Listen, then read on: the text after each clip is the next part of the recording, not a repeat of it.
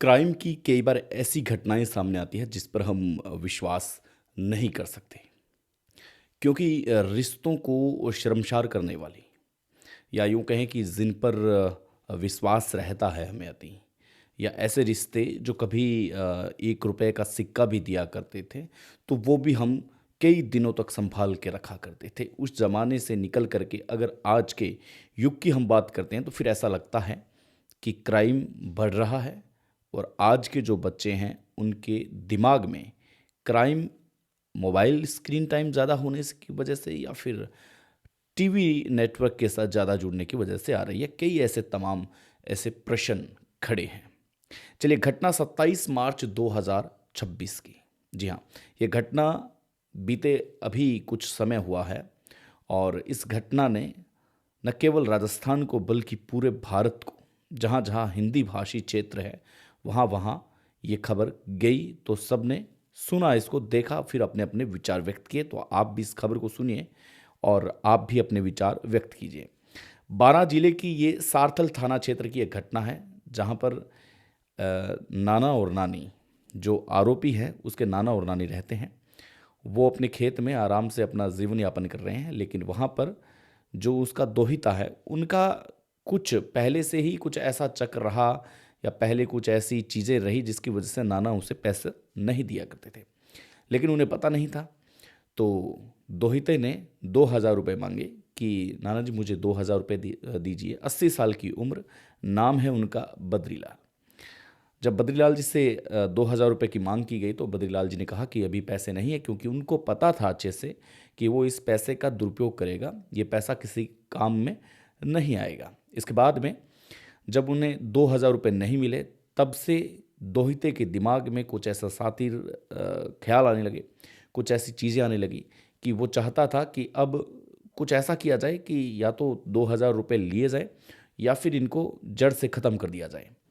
लेकिन वो कुछ भी करने के लिए तैयार नहीं था, क्योंकि उसके मन में बहुत कुछ बड़ा करना था, पैसा उसे चाहिए था। अब पैसे की तलाश में वो पूरी रेकी करता रहा, लेकिन 80 साल के बुजुर्ग बद्रीलाल हमेशा ये दिमाग में रहते कि रखते कि पैसे अगर इसने मांगे हैं तो वो कुछ गलत कर सकता है, इसलिए किसी भी अनावश्यक ऐसी जगह पर पैसा नहीं रखा जाने लगा और ना ही उसके हाथ पैसा वो आया। जब काफ़ी दिन का समय बीत गया तब एक दिन खेत में जो आरोपी है उसकी नानी वो यहाँ पर नहीं थी। आरोपी रणजीत, जो कि 25 साल का है, अब उसके दिमाग में ये आने लगा कि आज कोई भी नहीं है, आज पूरा माहौल शांत है, क्यों ना आज अपना काम तमाम कर दिया जाए। उसने अंतिम बार जाकर के बद्रीलाल जी से कहा कि मुझे 2,000 रुपये की सख्त आवश्यकता है, कृपया करके आप मुझे 2,000 रुपये दीजिए। लेकिन फिर भी उसे वहाँ से 2,000 रुपये की ना ही मिली, उसे 2,000 रुपये नहीं मिले। अब रंजीत पहले से ही ये भांप चुका था कि मुझे करना क्या है।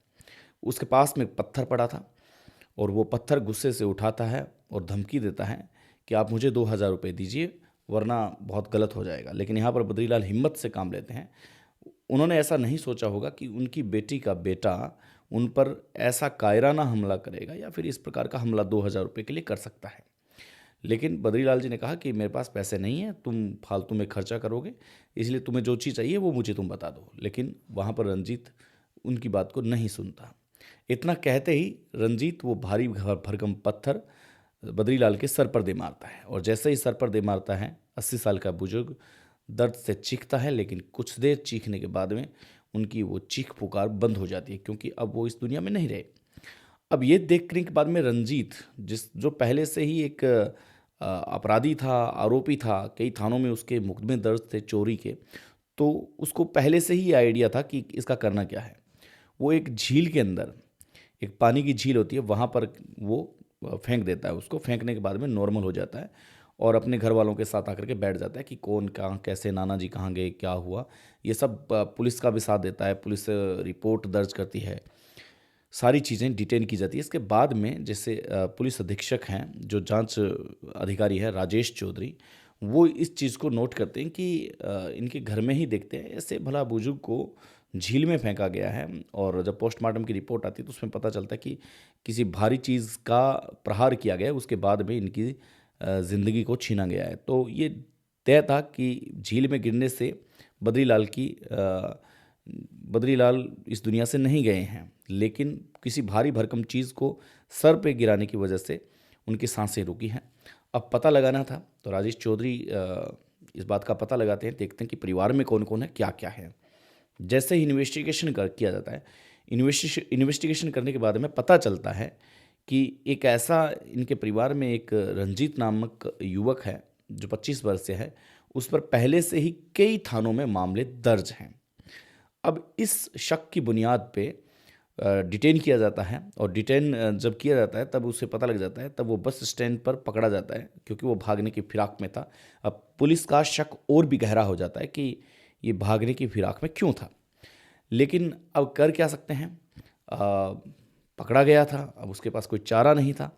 अब पुलिस जैसे ही लेके आती है, रिमांड पर लेती है, तो वो आराम से अपनी पूरी चीज़ें हैं वो कबूल कर लेता है कि मैंने, हाँ, इस प्रकार से मैंने ये किया, मैंने 2,000 रुपये मांगे लेकिन नाना ने मुझे नहीं दिए, मुझसे कोई 2,000 रुपये मांग रहा था, इसलिए मैंने ये 2,000 रुपये सोचा कि मैं 2,000 रुपये इनसे मांग लूँ। 15 दिन से मांग रहा था लेकिन नहीं दिया।